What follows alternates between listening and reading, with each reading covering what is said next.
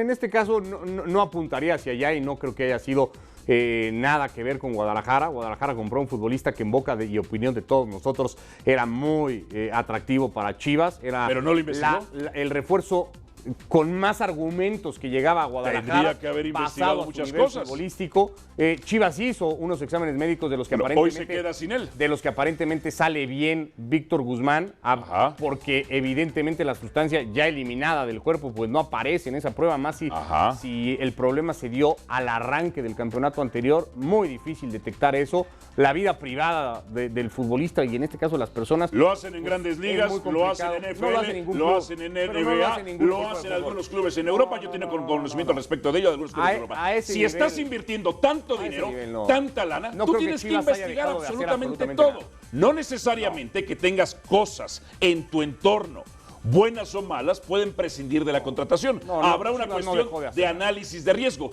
Hoy Chivas se ve sorprendida y se queda, como dices tú, sin su mejor refuerzo. En ese sentido, sí, evidentemente, pero con una situación que lo tiene sorprendido a Chivas, a Pachuca y a todos los que están involucrados en ese Tendrías sentido. que evitar que te sorprenda.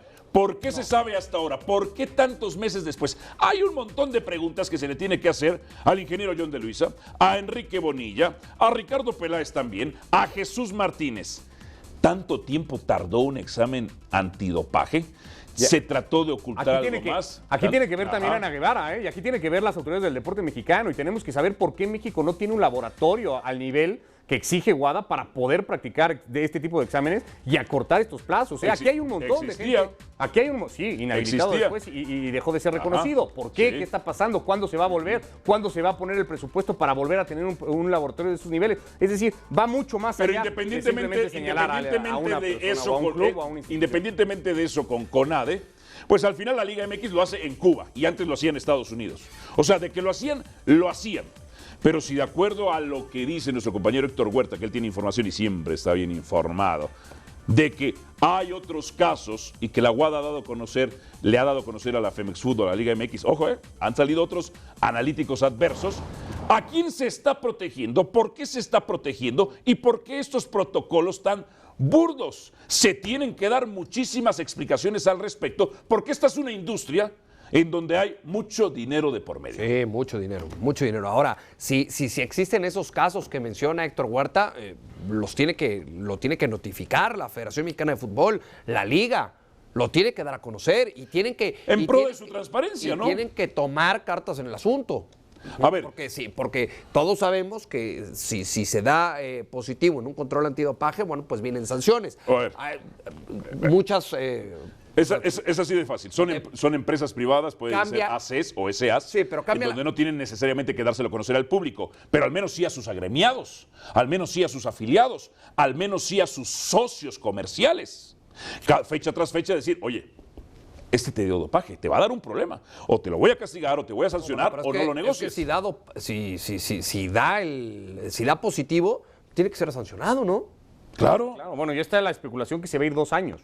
Y que se va va a tratar de apelar. El caso del Pocho Guzmán, que es lo que salió a la luz. Apelar el castigo, pero si existen más con casos, el antecedente Ricardo, de Paulo Guerrero y reducirlo a 1. Pero si existen más casos. No lo sé, es que no sé si existen o no. Vuelvo a lo mismo.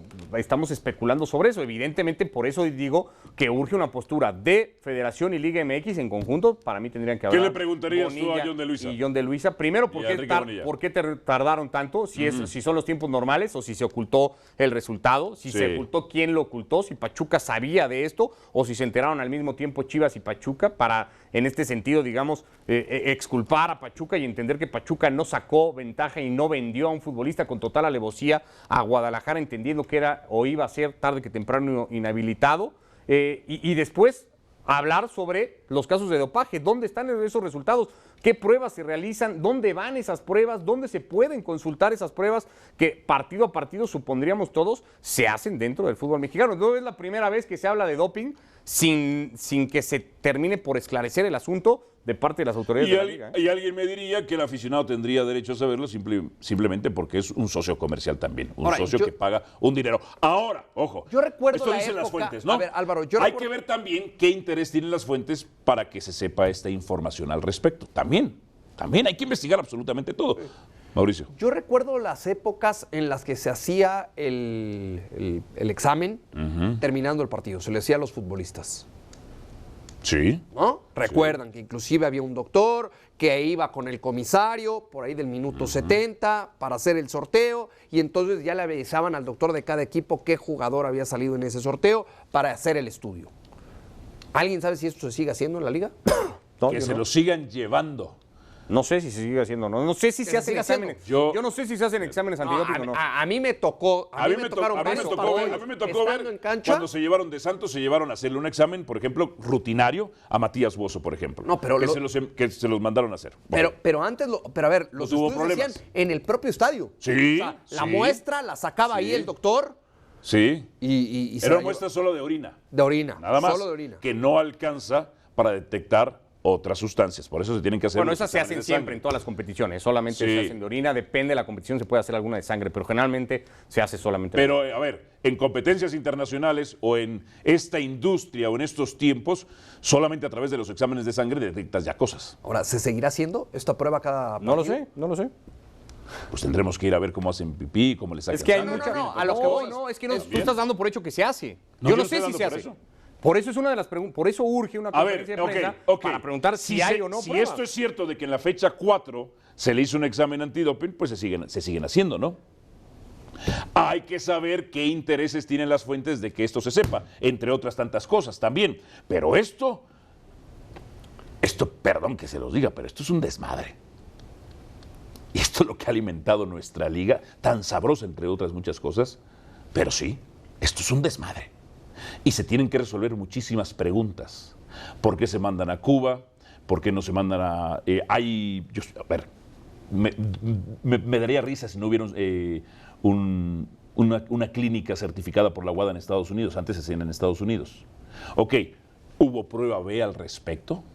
¿O no se hizo prueba B? ¿Se mantuvo esto en secreto? ¿Por qué hasta ahora tanto tardan? ¿Es realmente este es el problema con Víctor Guzmán? ¿O generarán tantas sospechas y tantos rumores y tantas versiones como sucedió en su momento con el dopaje de Aarón Galindo y de Salvador Carmona?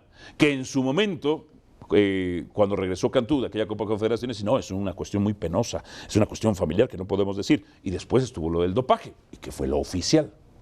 ¿Es realmente esto? ¿Te sorprendería que fuera otra cosa, Ricardo? Sí, me parecería que sí.